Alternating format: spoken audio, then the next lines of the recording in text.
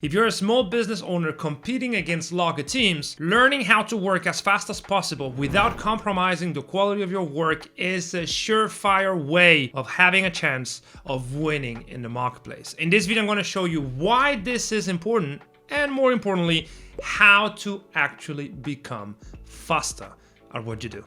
Let's get to it. Hey, I'm Castillo, founder of Selfmastered, a high-performance training company that helps entrepreneurs scale their businesses by solving their silent bottleneck, their own performance.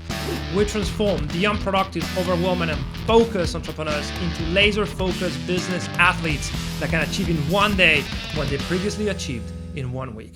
Today's video is about speed, how to be faster than your competitor, because speed is one of the ultimate competitive advantages. If you're able to do the same amount of work of someone else in half the time, you will have results much faster, and therefore you will iterate and eventually gain market share at faster rate, which is what everybody wants. And that's because of the 5 following reasons. So please keep this front and center in your mind every time that you are executing on your goals. Reason number 1 why speed is so important. 1, speed breeds depth. It forces you to prioritize. If you're trying to go fast, you cannot do it on too many fronts. If you're willing to go deep into whatever it is that you're trying to do, you cannot do too many things. So will naturally help you gravitate towards the highest level thing that you have available. Instead of trying to run ads on 4 different platforms, you will be forced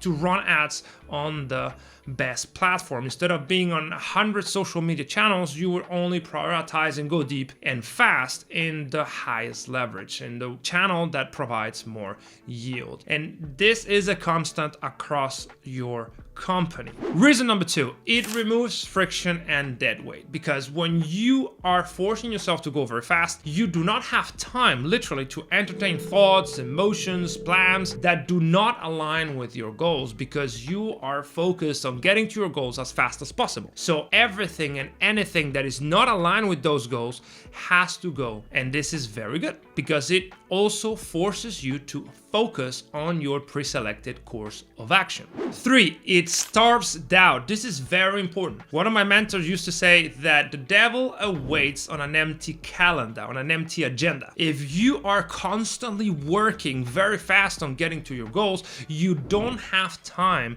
to doubt it. You don't have time to doubt yourself or second guess your goals or entertain, again, back to this idea, negative emotions that can derail you. So being speedy, being fast in your work is a very good way of not doubting and second guessing yourself. 4, and this is massive, not only it helps you prioritize, so focus on the macro, but it also helps you focus on the micro because it hacks your brain. Hacking your brain is a sentence that I created to essentially shine a light on the phenomenon that happens when you have very tight internal deadlines and you have to honor them. One of the key differences between low and high performers is how they honor their deadlines. Top performers can set ambitious internal deadlines. Internal deadline is a deadline that you set for yourself and actually honor them. Low performers can only honor external deadlines. So a boss or someone else that gives them a deadline, and that's when they can summon their best self and actually focus. If you're forced to go fast, you need to set aggressive internal deadlines, and that helps your brain focus because you're focused on that internal deadline. So that's massive. And finally, number 5, it prevents politics. See,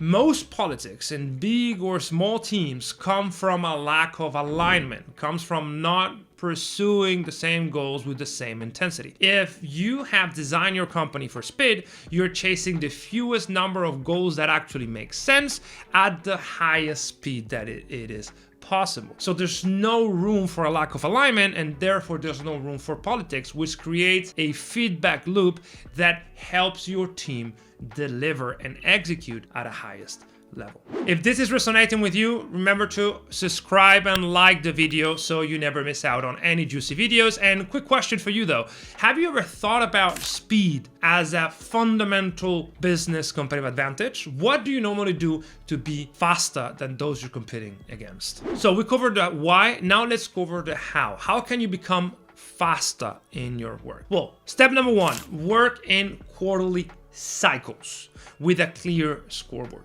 You need to know exactly what it is that you're chasing the next 3 months. Most entrepreneurs do not have a 3-month long plan with the fewest number of objectives that actually make sense for the business, and some do but don't have a scoreboard, so they don't know how well they're progressing week on week. So you need to have one, a goal, and then a scoreboard that tells you if you're getting closer or you're not. Step number 2 is to design goals that actually sit outside of your current circle of competence. You need to overreach by 10%. You cannot set smart goals because smart goals invite underperformance. You need to set stretch goals, things that actually push yourself to the limit of your ability, because that's when you're going to marshal all your cognitive resources to deliver at a elite level. If you are not ambitious enough, you will naturally gravitate towards low performance. 3, honor internal deadlines, right? So you have stretch goals and you have a scoreboard, you're very clear on what you need to do. Well, you need to get that into your calendar and create internal deadlines in your days and in your weeks and actually honor them. You cannot let them fly over your head.